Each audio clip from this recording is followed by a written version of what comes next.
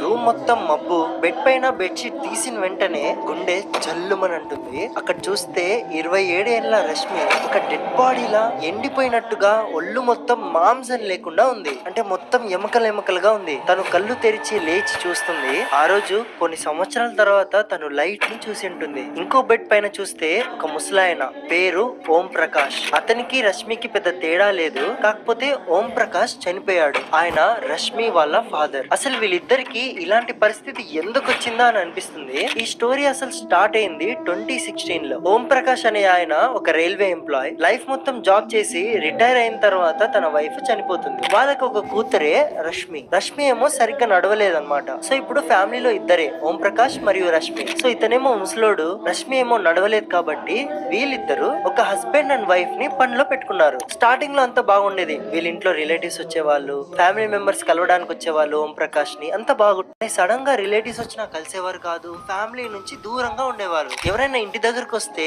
ఈ పని చేసే హస్బెండ్ అండ్ వైఫ్ ఇంట్లో లేరు, వెళ్ళండి అని చెప్పేవారు. అలా చూస్తూ చూస్తూ రిలేటివ్స్ కూడా ఇంటికి రావడం స్టాప్ చేసేసారు. 2020లో ఈ హస్బెండ్ అండ్ వైఫ్ పని వాళ్ళు ఒక మాస్టర్ ప్లాన్ ని వేశారు. ఏంటంటే ఓం ప్రకాష్ మరియు రష్మిని ఒక రూమ్ లో బంధించి వాళ్ళకి ఏదో కాస్తంత రోజు మొత్తంలో కొంచెం ఫుడ్ ఇచ్చి అలా బ్రతికున్నారు, చనిపోయేటట్టుగా పెట్టారు. అది కూడా ఎందుకంటే ఓం ప్రకాష్ బతుకుంటే పెన్షన్ వస్తుంది కాబట్టి. సో అలానే 5 సంవత్సరాల తర్వాత ఓం ప్రకాష్ అదే రూమ్ లో చనిపోతాడు. అది చూసిన తర్వాత ఆ హస్బెండ్ అండ్ వైఫ్ పని వాళ్ళు భయంతో లగేజ్ అంతా ప్యాక్ చేసి ఇంటిని లాక్ చేసి పారిపోతున్నప్పుడు పక్కింటి వాళ్ళకి ఓం ప్రకాష్ చనిపోయాడని చెప్పి ఫరార్ అయిపోయారు. వాళ్ళ రిలేటివ్స్, ఫ్యామిలీ మెంబర్స్ అందరు ఇంటికి వచ్చి చూస్తే ఇంటికి లాక్ వేసి ఉంది.